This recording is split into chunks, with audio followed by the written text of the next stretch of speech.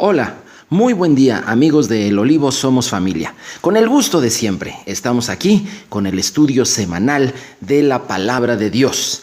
En esta ocasión vamos a leer de los capítulos 16 al 20 del libro de Levítico. Es decir, vamos a estar viendo dos porciones de la Torá. La primera de las porciones que se llama Después de la muerte, en hebreo, Aharei Mot, y la segunda que se llama Santos, en hebreo, Kedoshim. Estas son las dos porciones que vamos a estar estudiando en esta ocasión. Aquí en Levítico 16 se habla de la institución de una de las festividades más importantes en el calendario bíblico.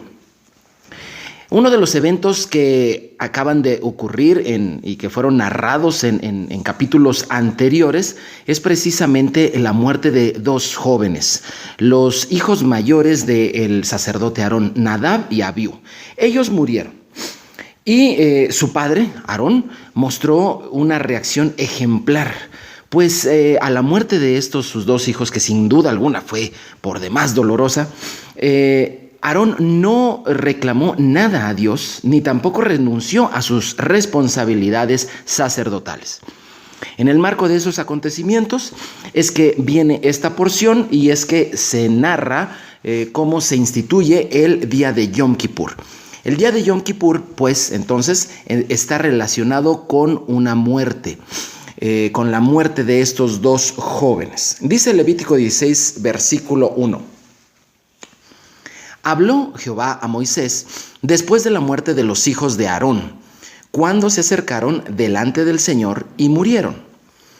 Y en el versículo 30 del mismo capítulo dice así: porque en este día se hará expiación por vosotros y seréis limpios de todos vuestros pecados delante del Señor. Así pues, tenemos que el Señor tomó el caso de la muerte de estos jóvenes como el referente para decirles que Él ya no quería que esto volviera a suceder y que habría un día especial, un día específico en el cual se haría expiación por los pecados. Con esto nosotros podemos entender claramente que Aarón ya no entraría al lugar santísimo el día que fuera, sino que lo haría solamente una vez al año. ¿Qué tipo de expiación haría Aarón en ese día? Bueno, pues haría tres tipos de expiaciones. Una la haría por el pueblo de Israel, la otra la haría por el lugar santo y la otra la haría por el altar. Hay unas palabras acerca de la palabra expiación, lo que se traduce en el español como expiación, y en el hebreo es la palabra kafar, que significa cubrir, pero también se utiliza la palabra kofer, que significa rescate. Así pues, tenemos que el término expiación comprende estos dos conceptos, el de cubrir y el de rescatar. Así que en un día, esto nos enseña que en un día el Mesías lo que hizo fue presentar por nosotros kafar, ¿verdad?, para que pudiéramos estar en la presencia del Señor. Pero también hizo kofer, es decir, rescatar, porque de esa manera Él nos compró, nos liberó de nuestra condición de esclavitud en la que nos encontrábamos. El día de la expiación, que se llama Yom Kippur, tiene una relación directa con la muerte. Esto ocurriría precisamente después de la muerte. Por eso en la Escritura se menciona que ese día tiene una relación directa con la muerte de Nadab y de Abiú, al decir el texto después de la muerte. Pero ahora a nosotros, ¿qué nos espera después de la muerte? Esta escritura de manera codificada nos está enseñando qué es lo que nos espera a ti y a mí que me estás escuchando, qué es lo que nos espera después de la muerte. En Yom Kippur nosotros sabemos que vamos a enfrentar a Dios en un juicio. Hebreos 9, 27 y 28 dice así: y de la manera como está establecido para los hombres, que mueran una sola vez y después de esto el juicio, así también Cristo fue ofrecido una sola vez para llevar los pecados de muchos y aparecerá por segunda vez sin relación con el pecado para salvar a los que le esperan. Así pues, esta enseñanza que viene desde la Torá y que llega hasta los escritos apostólicos. Y en este caso específico, el autor de Hebreos es el que da claridad al texto de Levítico de que lo que nos espera después de la muerte es enfrentar un juicio. Cualquier otra enseñanza, cualquier otra doctrina que inventa, dice o argumenta cosas diferentes, tiene usted todo el derecho de dudarlo. Hay un sinfín de enseñanzas que presentan que después de que uno muere va uno directamente a la presencia del Señor. Bueno, ese tipo de enseñanzas carecen de sustento. El verdadero sustento está en la infalible palabra de Dios. Vamos a ver también el día más santo. Levítico 16, capítulo 16, versículo 31. Día de reposo es para vosotros y afligiréis vuestras almas, es estatuto perpetuo. En el versículo 31, entonces, estamos viendo del capítulo 16 de Levítico que Dios estableció un día especial. Ese día, el día de la expiación, iba a ser un día de reposo y iba a ser un día donde se afligirían las almas. Yom Kippur, así pues, el día de la expiación, es el día más santo del año. Cada una de las fiestas de Dios, que la Biblia establece que son 7, es un día santo, pero esta tiene una particularidad muy especial. En este día el ayuno es obligatorio. De hecho, es el único día en el cual Dios establece que el ayuno sea obligatorio. El ayuno siempre es voluntario en cualquier otro día del año, pero en ese día es obligatorio. Así que es día de estar afligidos. En ese día el sumo sacerdote se vestía también de una manera especial y lo vemos en la Escritura. Levítico 16:4 dice así: se vestirá la túnica santa de lino y sobre su cuerpo tendrá calzoncillos de lino y se ceñirá el cinto de lino y con la mitra de lino se cubrirá. Son las santas vestiduras. Con ellas se ha de vestir después de lavar su cuerpo con agua. Cuando nosotros vemos este texto, a lo mejor podríamos haber esperado que tuviera muchos más elementos el atuendo del sumo sacerdote, pero no es así. Solamente 4 cosas vestía, todas ellas de color blanco. Así que podemos decir que el día de la expiación era la vestimenta más sencilla. Utilizaban el color blanco, que significa pureza. De hecho, en Israel, a los muertos hasta el día de hoy también se les viste de blanco o se les envuelve en telas blancas. Yom Kippur es entonces el día más sagrado del año y la ceremonia la realiza el hombre más sagrado de la tierra y se realiza en el lugar más santo del mundo. Vamos a ver qué dice Levítico 16:30. Porque en ese día se hará expiación por vosotros y seréis limpios de todos vuestros pecados delante del Señor. Así que el día de Yom Kippur, el día de la expiación, es un ensayo. Cada vez que usted y yo conmemoramos, acudimos a la cita de Dios a conmemorar este día de Yom Kippur, lo que estamos haciendo es un ensayo de lo que ha de venir, porque representa lo que un día va a ocurrir, ese día santo de la expiación. En donde podemos ver un poquito hacia el futuro el día de Yom Kippur. Bueno, pues obviamente lo vamos a ver en la Biblia. Yohanan, a quien conocemos como Juan, escribió en el Apocalipsis y está marcado en el capítulo 20, versículos 11 al 15, la proyección de lo que sería Yom Kippur. Y vi un gran trono blanco y al que estaba sentado en él, de delante del cual huyeron la tierra y el cielo, y ningún lugar se encontró para ellos. Y vi a los muertos, grandes y pequeños, de pie ante Dios, y los libros fueron abiertos, y otro libro fue abierto, el cual es el libro de la vida. Y fueron juzgados los muertos por las cosas que están escritas en los libros, según sus obras. Y el mar entregó los muertos que había en él, y la muerte y el Hades entregaron los muertos que había en ellos. Y fueron juzgados cada uno según sus obras, y la muerte y el Hades fueron lanzados al lago de fuego. Esta es la muerte segunda. Y el que no se halló inscrito en el libro de la vida fue lanzado al lago de fuego. Ahí pues tenemos precisamente cómo será aquel día de Yom Kippur, el auténtico día de Yom Kippur. Así que cada vez que usted y yo celebramos este día, lo que estamos haciendo es un ensayo, un día para afligirnos, un día para estar en ayuno, un día para que nuestros pecados sean expiados, un día para ponernos a cuentas, porque ese día indudablemente llegará después de la muerte.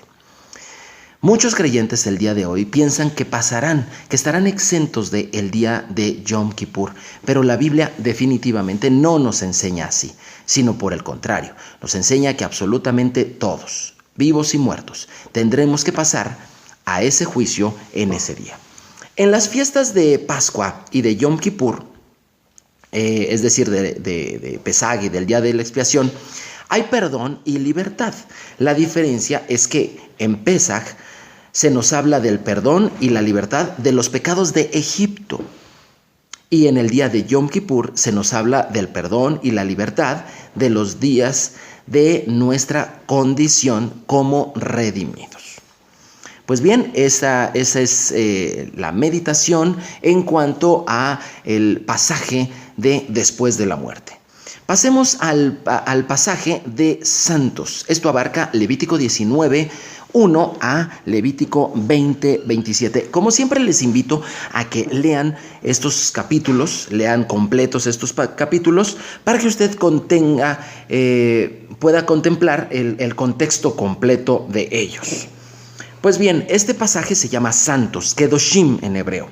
Santo en hebreo significa sagrado, eminente, consagrado, dedicado. Es decir, lo contrario a común o también lo contrario a ordinario.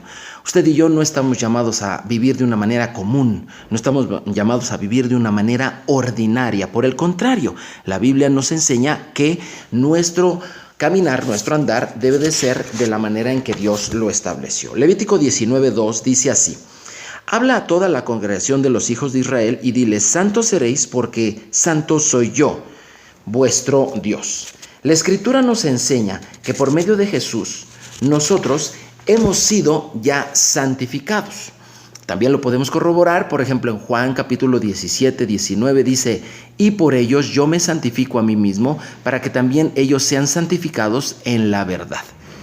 Así, nosotros podemos entender que estamos siendo santificados por la verdad, que es la palabra del Señor. Vamos a ver lo que dice el apóstol Pablo. Primera de Corintios 1:2 dice: a la iglesia de Dios que está en Corinto, a los santificados en Cristo Jesús, llamados a ser santos, con todos los que en cualquier lugar invocan el nombre de nuestro Señor Jesucristo, Señor de ellos y nuestro. Aquí Pablo también está comenzando un saludo en el cual nos deja claro su perspectiva de las Escrituras, en el sentido de que todos aquellos que invocamos el nombre del Señor Jesús estamos también llamados a esta vida kedoshim, a esta vida santa. Hebreos 2:1, vamos a seguir viendo lo que dicen otros escritores. Dos citas de Hebreos. Hebreos 2:11 dice así: porque el que santifica y los que son santificados de uno son todos, por lo cual no se avergüenza de llamarlos hermanos. Y en Hebreos 10:10 dice así: esta es la voluntad. En esa voluntad somos santificados mediante la ofrenda del cuerpo de Jesucristo, hecha una vez y para siempre. A esto es a lo que le podemos llamar santidad posicional. Es decir, es aquella en la que estamos hoy por medio de Cristo. Sin embargo, el texto en hebreo dice: seréis santos, y obviamente vemos que se encuentra en futuro. Esto se debe a que además del tipo de santidad anterior, también existe la santidad progresiva, y es aquella en la que nosotros debemos avanzar alcanzando cada vez niveles más altos de santidad. Este proceso es un proceso que dura toda la vida.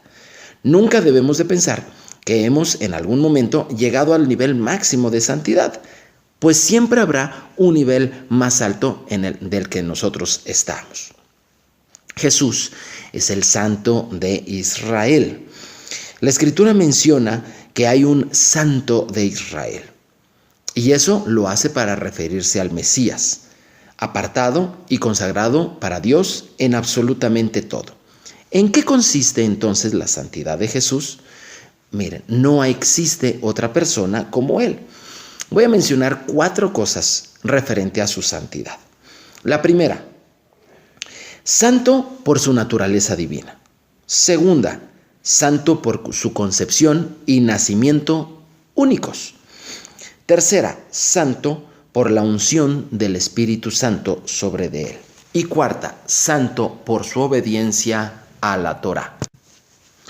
Pues bien, hemos visto que estamos llamados a ser santos y estamos llamados a que existe una santidad posicional, que es la que se nos ha concedido en Cristo Jesús. Sin embargo, también hemos visto que existe una santidad progresiva.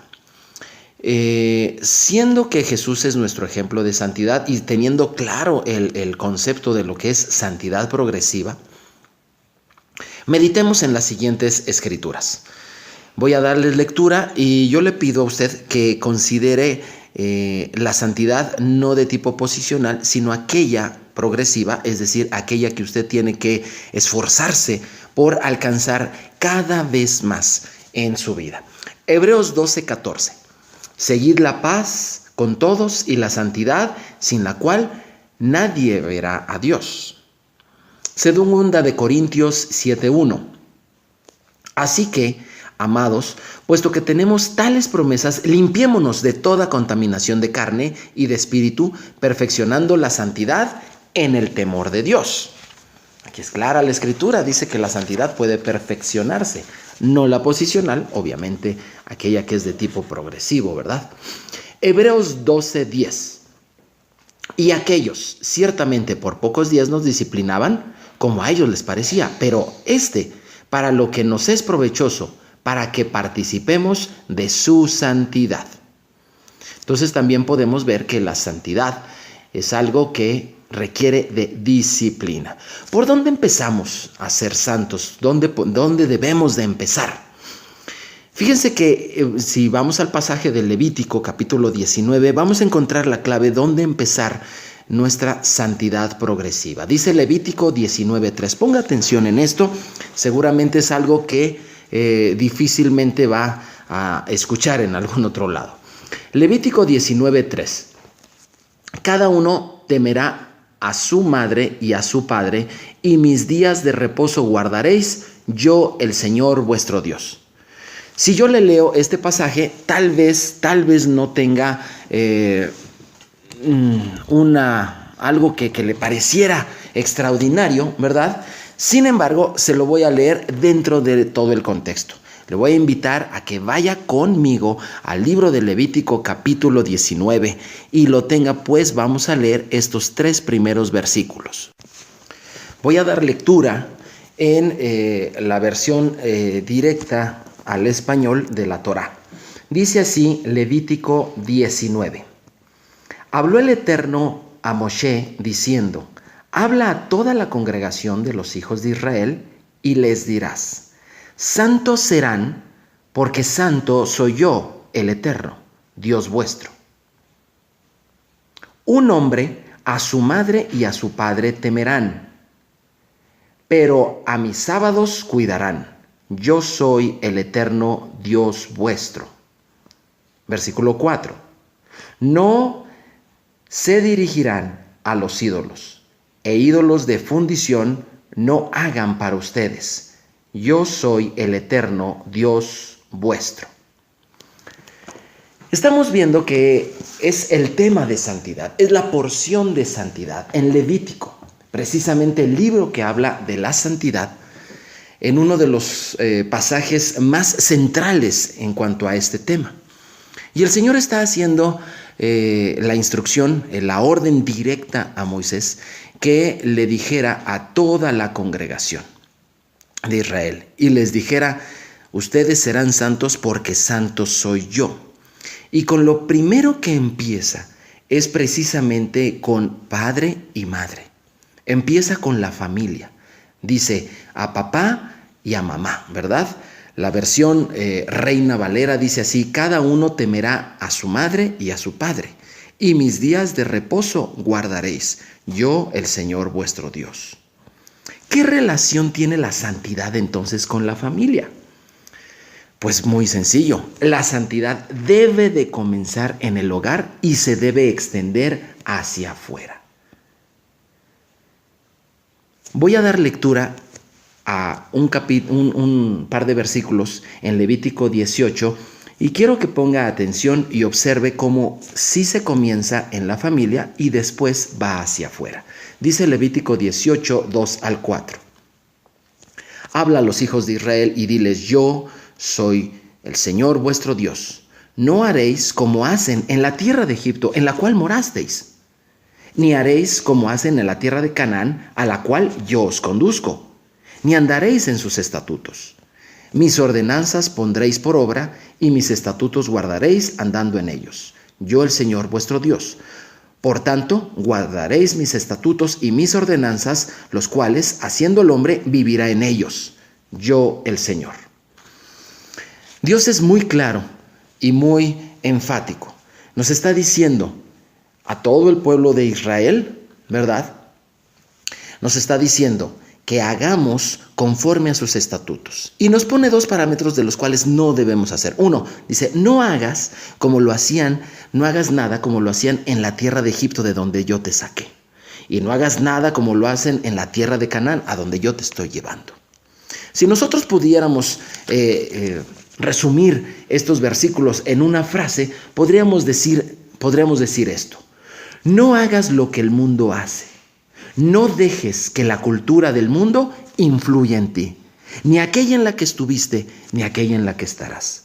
Tú debes de regirte precisamente por el parámetro que es la palabra de Dios, los estatutos de Dios.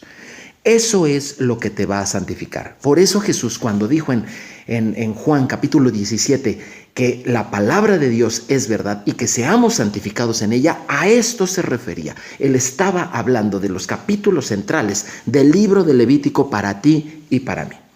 Yo te invito a que empieces tu santidad sabiendo que tienes una santidad posicional en Cristo Jesús, pero que tienes la responsabilidad de una santidad progresiva, la cual tiene que alcanzar niveles cada vez más altos, teniendo por ejemplo supremo a Jesús de Nazaret.